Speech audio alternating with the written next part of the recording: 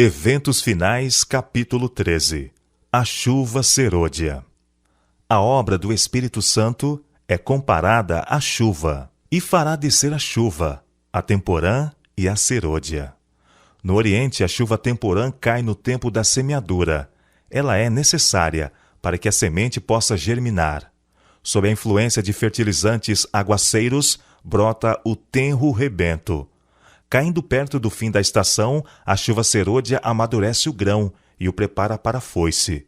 O Senhor emprega essas operações da natureza para representar a obra do Espírito Santo. Como o orvalho e a chuva são dados primeiro para fazer com que a semente germine e então para amadurecer a colheita, assim é dado o Espírito Santo para levar avante, de um estágio para outro, o processo de crescimento espiritual. O amadurecimento do grão representa a terminação do trabalho da graça de Deus na alma. Pelo poder do Espírito Santo, deve a imagem moral de Deus ser aperfeiçoada no caráter. Devemos ser completamente transformados à semelhança de Cristo. A chuva serôdia, amadurecendo a seara da terra, representa a graça espiritual que prepara a igreja para a vinda do Filho do Homem. Mas, a menos que a chuva temporã haja caído, não haverá vida. A ramagem verde não brotará. Se a chuva temporã não fizer seu trabalho, a serôdia não desenvolverá a semente até a perfeição. A chuva temporã veio no ano 31 depois de Cristo, no Pentecostes. Em obediência à ordem de Cristo, esperaram em Jerusalém o cumprimento da promessa do Pai, o derramamento do Espírito. Não esperaram ociosos. Diz o registro que estavam sempre no templo, louvando e bendizendo a Deus. São Lucas, capítulo 24, verso 53.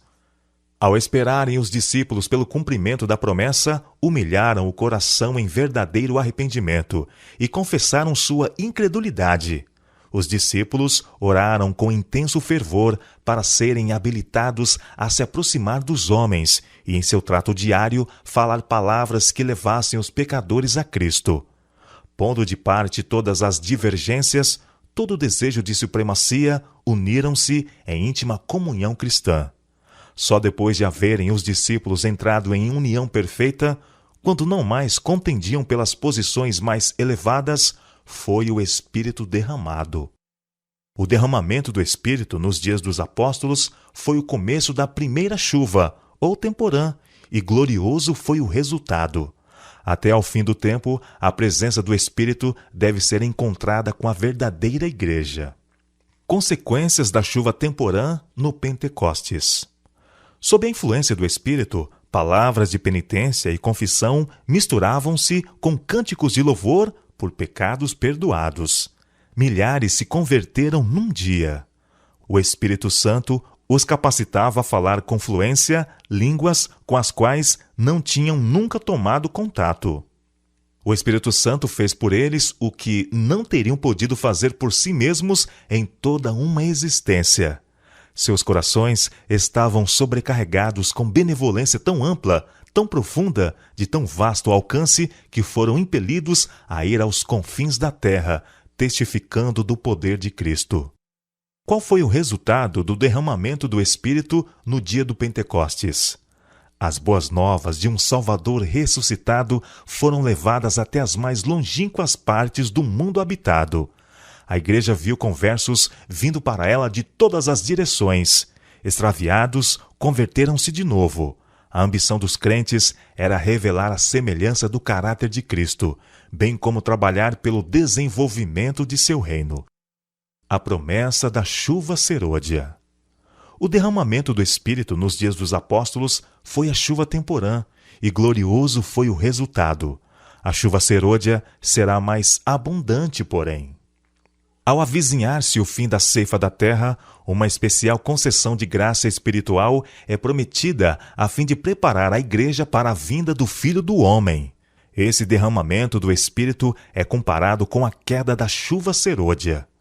Antes de os juízos finais de Deus caírem sobre a terra, haverá, entre o povo do Senhor, tal avivamento da primitiva piedade, como não fora testemunhado desde os tempos apostólicos. O Espírito e o poder de Deus serão derramados sobre seus filhos. Esta obra será semelhante à do dia de Pentecostes. Assim como a chuva temporã foi dada, no derramamento do Espírito Santo, no início do Evangelho, para efetuar a germinação da preciosa semente, a chuva serôdia será dada em seu final para o amadurecimento da seara. A chuva serôdia produzirá o alto clamor. Nesse tempo, a chuva serôdia, ou refrigério pela presença do Senhor, virá para dar poder à grande voz do terceiro anjo e preparar os santos para estarem de pé no período em que as 7 últimas pragas serão derramadas.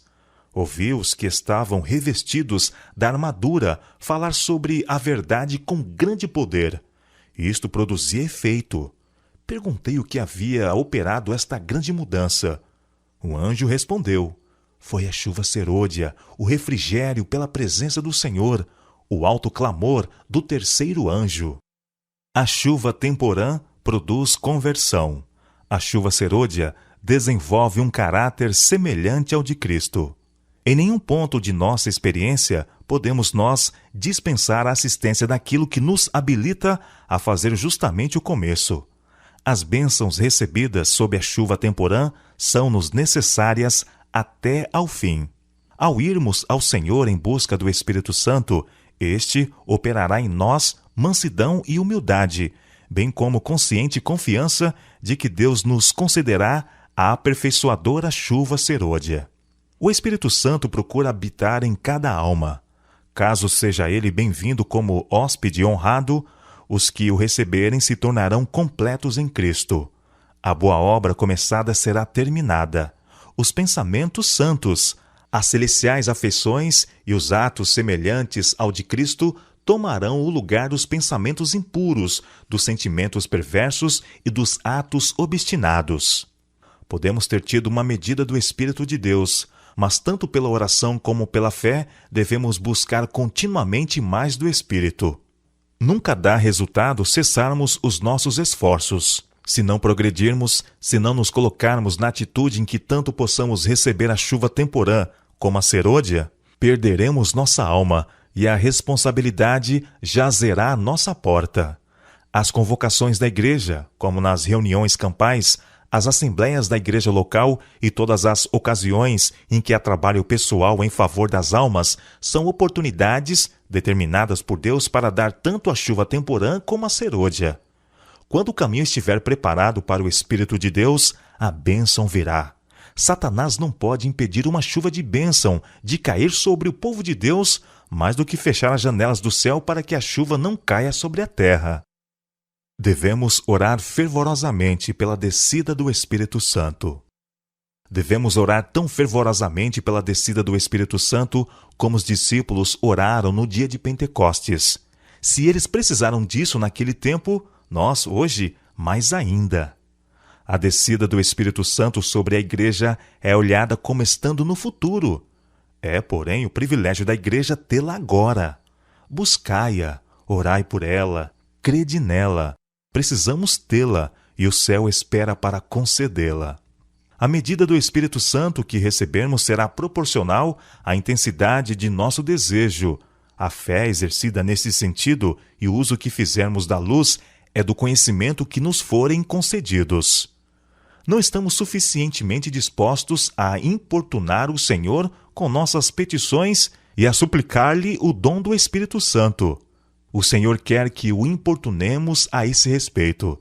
Deseja que apresentemos com insistência nossas petições ao trono. Precisamos humilhar o coração em verdadeiro arrependimento. Um reavivamento da verdadeira piedade entre nós, eis a maior e a mais urgente de todas as nossas necessidades. Importa haver diligente esforço para obter a bênção do Senhor, não porque Deus não esteja disposto a outorgá-la, mas porque nos encontramos carecidos de preparo para recebê-la. Nosso Pai Celeste está mais disposto a dar seu Espírito Santo àqueles que lhe o peçam do que pais terrenos o estão a dar boas dádivas a seus filhos. Cumpre-nos, porém, mediante confissão, humilhação, arrependimento e fervorosa oração, cumprir as condições estipuladas por Deus em sua promessa para conceder-nos sua bênção. Só podemos esperar um reavivamento em resposta à oração. Digo-vos que deve haver entre nós um reavivamento completo. Tem de haver um ministério convertido. Precisa haver confissões, arrependimento e conversões. Muitos que estão pregando a palavra necessitam da graça transformadora de Cristo no coração.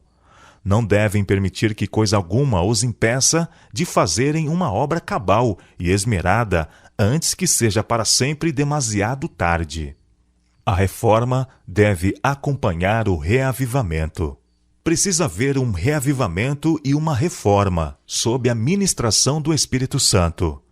Reavivamento e reforma são duas coisas diversas. Reavivamento significa renovamento da vida espiritual, um avivamento das faculdades da mente e do coração, uma ressurreição da morte espiritual. Reforma significa uma reorganização, uma mudança nas ideias e teorias, hábitos e práticas. A reforma não trará o bom fruto da justiça, a menos que seja ligada com o reavivamento do Espírito. Reavivamento e reforma devem efetuar a obra que lhes é designada, e no realizá-la precisam fundir-se. Temos de deixar de lado toda contenda e dissensão.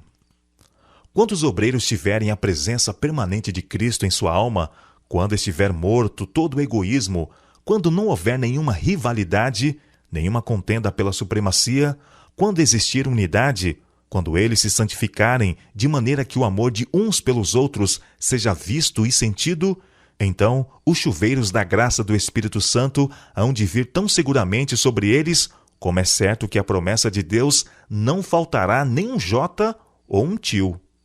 Mas quando a obra de outros é diminuída, para que os obreiros mostrem a própria superioridade, eles demonstram que sua obra não apresenta a assinatura que devia. Deus não os pode abençoar. Para subsistirmos no grande dia do Senhor, com Cristo como nosso refúgio, nossa torre forte, temos de deixar de lado toda inveja, toda luta pela supremacia. Temos de destruir completamente as raízes dessas coisas profanas, para que não tornem a brotar na vida. Precisamos colocar-nos inteiramente ao lado do Senhor. Ponham de parte os cristãos toda a dissensão e entreguem-se a Deus para a salvação dos perdidos. Com fé, peçam a bênção prometida, e virá. Amai-vos uns aos outros. Cristianismo é a revelação do mais terno afeto de uns pelos outros. Cristo deve receber supremo amor dos seres que criou.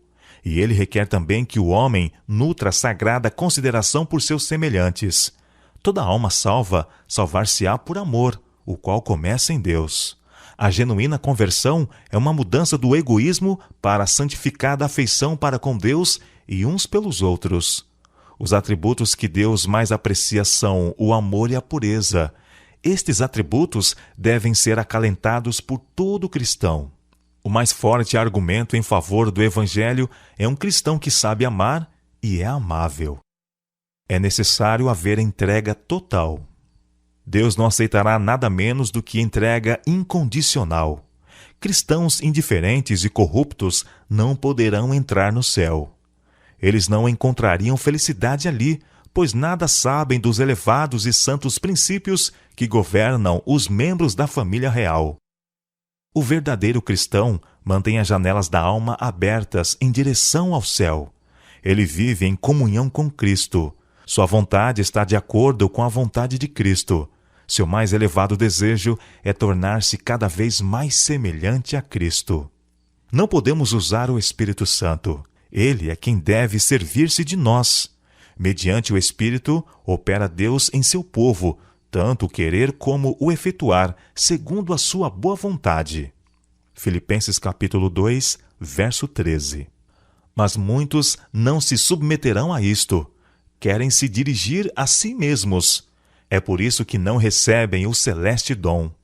Unicamente aos que esperam humildemente em Deus, que estão atentos à sua guia e graça, é concedido o Espírito. Desimpedir o caminho para a chuva serôdia. Vi que ninguém poderia participar do refrigério a menos que obtivesse a vitória sobre toda a tentação, orgulho, egoísmo, amor ao mundo e sobre toda a má palavra e ação. Deveríamos, portanto, estar nos aproximando mais e mais do Senhor e achar-nos fervorosamente à procura daquela preparação necessária para nos habilitar a estar em pé na batalha do dia do Senhor. Cumpre-nos remediar os defeitos de caráter, purificar de toda contaminação o templo da alma. Então a chuva serôdia cairá sobre nós, como caiu a temporã sobre os discípulos no dia de Pentecostes. Não há coisa alguma que Satanás tema tanto, como que o povo de Deus desempeça o caminho mediante a remoção de todo impedimento, de modo que o Senhor possa derramar seu Espírito sobre uma lagoicente igreja. Toda tentação, toda influência contrária, seja ela franca ou oculta, será resistida com êxito, não por força, nem por violência, mas pelo meu Espírito, diz o Senhor dos Exércitos. Zacarias capítulo 4, verso 6. A chuva serôdia virá, e a bênção de Deus encherá toda a alma que estiver purificada de toda contaminação. É nossa obra hoje entregar nossa alma a Cristo, para estarmos preparados para o tempo de refrigério, pela presença do Senhor, preparados para o batismo do Espírito Santo. Ser trabalhadores diligentes no serviço de Cristo. Quando as igrejas se tornarem igrejas vivas e atuantes, o Espírito Santo será concedido em resposta ao seu sincero pedido. Então, as janelas do céu se abrirão para os aguaceiros da chuva serôdia. O grande derramamento do Espírito de Deus, o qual ilumina a terra toda com sua glória, não há de ter lugar enquanto não tivermos um povo esclarecido, que conheça por experiência o que seja ser cooperador de Deus. Quando tivermos uma consagração completa de todo o coração ao serviço de Cristo, Deus reconhecerá esse fato mediante um derramamento sem medida do seu Espírito. Mas isso não acontecerá enquanto a maior parte dos membros da igreja não forem cooperadores de Deus. Quando a ignominia da indolência e preguiça tiver sido afastada da igreja, o Espírito do Senhor se manifestará graciosamente. Revelar-se-á o poder divino. A igreja verá a providencial operação do Senhor dos Exércitos. Manter o vaso limpo e com o lado certo para cima. Não precisamos nos preocupar com a chuva serôdia. Tudo quanto temos que fazer é manter o vaso limpo e com o lado certo para cima e estar preparados para receber a chuva celestial, orando continuamente. Que a chuva serôdia caia em meu vaso. Que a luz do anjo glorioso, que se une ao terceiro anjo, resplandeça sobre mim. Dá-me uma parte na obra, que eu soe a proclamação, que eu seja um colaborador de Cristo. Assim, buscando a Deus, permite-me contar-vos, Ele vos está preparando todo o tempo, concedendo-vos sua graça. A resposta poderá vir com inesperada rapidez e irresistível poder, ou poderá ser adiada por dias e semanas, e nossa fé passar por uma provação. Mas Deus sabe como e quando responder à nossa oração. Nossa parte da obra é pôr-nos em conexão com o conduto divino. Deus é responsável por sua parte da obra. Quem fez a promessa é fiel. A grande e importante questão para nós é ser unidos e do mesmo parecer, pondo de lado toda inveja e malícia, e como suplicantes humildes, vigiar e esperar. Jesus, nosso representante e cabeça, está disposto a fazer para nós o que fez para com os que oravam e vigiavam no dia de Pentecostes. Não tenho nenhum tempo específico de que falar, no qual tenha lugar o derramamento do Espírito Santo, quando o poderoso anjo descer do céu e se unir com o terceiro anjo na conclusão da obra para este mundo.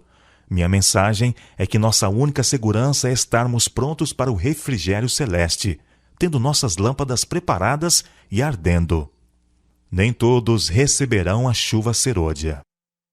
Foi-me mostrado que, se o povo de Deus não fizer esforços de sua parte, mas esperar apenas que sobre eles venha o refrigério, para deles remover os defeitos e corrigir os erros, se nisso confiarem para serem purificados da imundícia da carne e do espírito, e preparados para tomar parte no alto clamor do terceiro anjo, serão achados em falta.